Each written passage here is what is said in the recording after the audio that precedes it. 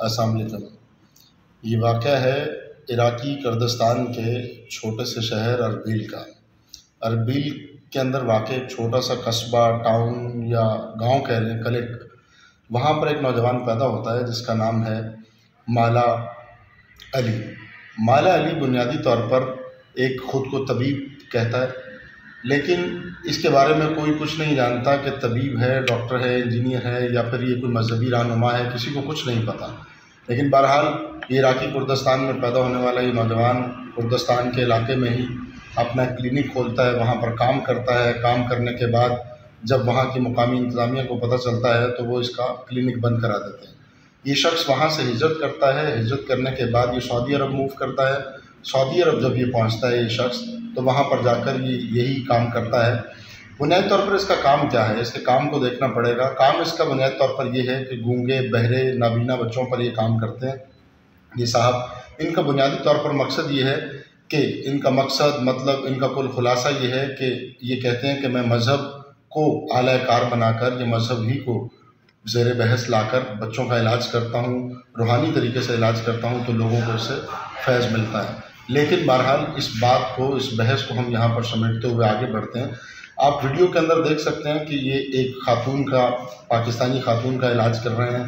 انہیں دم کرتے ہیں، کچھ آیات پڑھتے ہیں اور پھر اس کے بعد انہیں آگے چیزوں کو چلاتے ہیں۔ لیکن بہرحال یہ سعودی عرب جاتے ہیں۔ سعودی عرب کے اندر آپ دیکھ سکتے ہیں کتنا بینا بچہ ہے، اس کو یہ ٹھیک کرنے کی کوشش کر رہے ہیں۔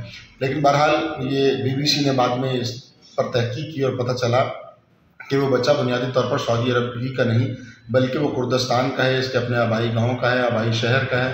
تو وہاں پر اس نے کچھ کام کیا، اس پر دم کیا، اور پہلے کہا گیا کہ جی یہ شخص نابینا ہے، بعد میں اسے ٹھیک کرنے کی کوشش کی گئی۔ اس نے کہا بھی کہ یہ ٹھیک ہو گیا، حالانکہ جب تحقیق کی گئی تو پتہ چلا کہ وہ بچہ نابینا نہیں تھا، اس کی بینائی کمزور تھی۔ لیکن اس کے ساتھ اگر آپ اس کا پچھلے پہلو کا جائزہ لیں تو ہم اس نتیجے پر پہنچتے ہیں کہ اربیل شہر کے اندر ایک لائیو ٹیلی ویژن شو کے اندر ایک ایسے شخص کو بلایا گیا جسے کوئی بیماری لاحق تھی، تو اس بیماری والے شخص کو، فالج زدہ شخص کو ان کے سامنے بٹھایا گیا اور انہیں کہا گیا کہ آپ اسے ٹھیک کریں، جبکہ یہ اس کو ٹھیک کرنے میں ناکام رہے۔ اس سے ان کی شہرت کو کافی دھچکا لگا۔ یہ یوٹیوب پر ان کا اپنا ایک چینل بھی ہے جس پر یہ کام کرتے ہیں، جس کے بارے میں لوگوں کو بتاتے ہیں۔ بہرحال سعودی عرب نے ان پر پابندی لگا دی۔ بعد ازاں یہ بھی خبریں آئیں کہ انہیں گرفتار کر لیا گیا۔ یہ وہاں سے پھر ہجرت کر کے ترکی چلے گئے۔ ترکی میں انہوں نے اپنا کلینک کھولا، لیکن ان کے پاس اپنی سند نہ ہونے کی وجہ سے انہیں وہاں سے بھی فارغ کر دیا گیا۔ وہاں پر انہیں وارننگ دی گئی، وہاں پر سے انہیں فارغ کر دیا گیا۔ وہاں سے انہوں نے رخ کیا پاکستان کا۔ وطن عزیز پاکستان کے اندر جب یہ آئے تو انہوں نے آ کر یہاں پر بڑے بڑے لوگوں کے ہاں ٹھکانہ کیا۔ بڑے پاکستان کے پوش علاقے جیسے اسلام آباد ہو گیا، ملتان ہو گیا، لاہور ہو گیا یا پھر پشاور ہو گیا، ان شہروں میں جا کر، ان علاقوں میں جا کر انہوں نے اپنا یہ علم یا اپنے اس فیض کو بانٹنا چاہا، اور لاکھوں کی تعداد میں لوگوں نے ان سے رابطہ کرنے کی کوشش کی اور اپنے میڈیا ٹیم کے ذریعے لوگوں کو انفارم کرتے رہتے ہیں کہ میں اب کہاں پر ہوں اور کہاں جا رہا ہوں۔ حیرانی کی بات یہ ہے کہ اس قدر بڑا عالم، اس قدر بڑا مذہبی رہنما، یہ اس قدر بڑا طبیب دنیا کے اندر آیا اور پاکستان کے اندر اس کی پذیرائی اس انداز میں ہوئی کہ لوگ اسے مشکوک نظروں سے دیکھنے لگے۔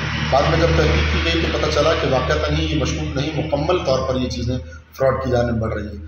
اب دیکھنا یہ ہے کہ یہ فراڈ ہے یا حقیقت۔ اس پہلو کو ہم اس اینگل سے دیکھتے ہیں کہ یہ حال ہی میں یوسف رضا گیلانی کے صاحب کے ساتھ ان کی کچھ تصویریں منظر عام پر آئیں، پھر ڈاکٹر فردوس شاہ شکابان کے ساتھ بھی ان کی کچھ تصویریں منظر عام پر آئیں، اور حال ہی میں بھی BBC نے ہمیں یہ بات بتائی کہ اسلام آباد میں سینیٹر طلحہ محمود کے فارم ہاؤس پر یہ وہاں پر تھے، ان کی کچھ لوگوں سے میٹنگز ہوئیں، اور ابھی آخری بار جو آخری اطلاعات کے مطابق یہ پشاور جانا چاہتے ہیں، اور پشاور بھی لاکھوں کی تعداد میں لوگ ان کے منتظر ہیں کہ وہاں پر یہ آئیں اور علاج کریں۔ لیکن کچھ لوگوں کے شکوک و شبہات بھی اس حوالے سے پائے جاتے ہیں کہ یہ مذہب کو آڑ بنا کر، یہ مذہب کو ڈھال بنا کر اپنے مذموم مقاصد کو پورا کرنے کی کوشش کر رہے ہیں۔ حالانکہ ان کے اپنے ملک نے، ان کے اپنے شہر نے ان پر پابندی لگا رکھی ہے۔